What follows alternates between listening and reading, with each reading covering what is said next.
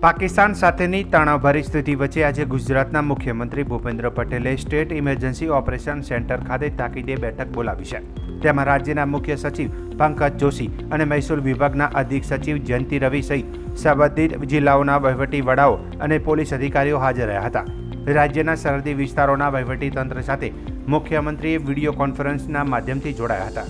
તો coast guard, BSF, Gujarat frontier DG પણ આ બેઠકમાં હાજર રહ્યા હતા। સંવેદનશીલ અને અતિ સંવેદનશીલ જિલ્લાઓની સુરક્ષાની મુખ્યમંત્રીએ સમીક્ષા કરી હતી। તો પ્રધાનમંત્રી નરેન્દ્રભાઈ મોદીએ રાજ્યના મુખ્યમંત્રી ભૂપેન્દ્ર પટેલ સાથે ફોન પર સરહદી પરિસ્થિતિ અંગે ચર્ચા કરી હતી। મુખ્યમંત્રી ભૂપેન્દ્ર પટેલે સોશિયલ મીડિયા એક્સ પર આ જાણકારી શેર કરતા લખ્યું કે પ્રધાનમંત્રીએ સરહદ પર સર્જાયેલી પ્રવર્તમાન તણાવની સ્થિતિમાં સરહદી રાજ્ય તરીકે ગુજરાતની સજ્જતા તથા રાજ્ય સરકાર દ્વારા હાથ ધરાયેલા આગોતરા આયોજનની વિગતો મેળવી આ સંદર્ભમાં જરૂરી માર્ગદર્શન આપ્યું હતું। ખાસ કરીને પાકિસ્તાની સરહદ સાથે જોડાયેલા કચ્છ, બનાસકાંઠા, પાટણ અને જામનગર જેવા સંવેદનશીલ જિલ્લાઓમાં નાગરિકોની સુરક્ષા સલામતીના રાજ્ય સરકાર દ્વારા લેવાયેલા પૂરતા પગલાઓ અંગે પણ તેમણે વિગતો મેળવી હતી। મુખ્યમંત્રી ભૂપેન્દ્ર પટેલની અધ્યક્ષતામાં રાજ્ય સરકારની એક મહત્વની બેઠક મળી હતી, જેમાં ગૃહ રાજ્ય મંત્રી હર્ષ સંઘવી ઉપરાંત એરફોર્સ, કોસ્ટગાર્ડના અધિકારીઓ ઉપસ્થિત રહ્યા હતા। આ બેઠકમાં મુખ્યમંત્રીએ સીમાઓ પર તૈનાત સુરક્ષા અંગે સમીક્ષા કરી હતી। બીજી તરફ નાગરિકોને કોઈ અફવા ન ફેલાવવા અને ફેક મેસેજ પર ધ્યાન ન આપવા માટે કહેવામાં આવ્યું છે। આ સાથે જ સોશિયલ મીડિયા નેટવર્કથી સેનાનું મનોબળ તોડતા લખાણો અને પોસ્ટ કરનારા તત્વો સામે 4 લોકો સામે એફઆઈઆર દાખલ કરવામાં આવી છે।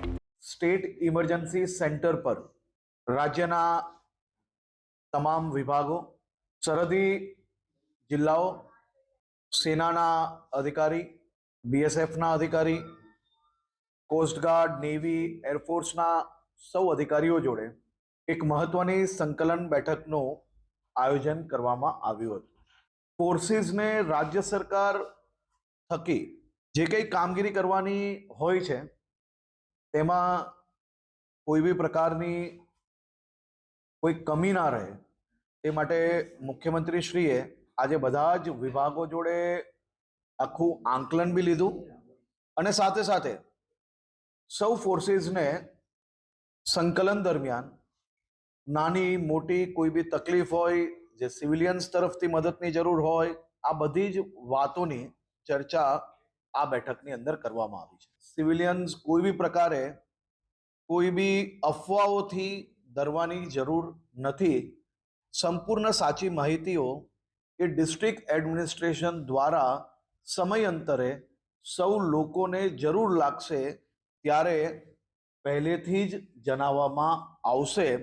આપ સૌને માત્ર એટલી વિનંતી છે કે ડિસ્ટ્રિક્ટ એડમિનિસ્ટ્રેશન દ્વારા કોઈ બી માહિતી આપવામાં આવે તો એને સંપૂર્ણપણે પાલન કરજો। કાલે ગુજરાતના વિવિધ જિલ્લાઓમાં સોશિયલ મીડિયાની પોસ્ટના માધ્યમથી દેશ વિરોધી અને ખાસ કરીને આપણી ફોર્સનું મનોબળ તોડે તેવી પોસ્ટ કરનાર 4 લોકો પર એફઆઈઆર દાખલ કરવામાં આવી છે। આ પ્રકારની કોઈ બી હરકત એ ગુજરાતમાં ચલાવી લેવામાં આવશે નહીં। ગુજરાત પોલીસને સતર્કતા જોડે આ પ્રકારની સોશિયલ મીડિયા પોસ્ટ પર સંપૂર્ણપણે ધ્યાન રાખવા જોડે કોઈ બી આવી પોસ્ટ ધ્યાન પર આવે તો તાત્કાલિક એવા લોકો પર કડકમાં કડક પગલાં ભરવાની સૂચના આપવામાં આવી છે।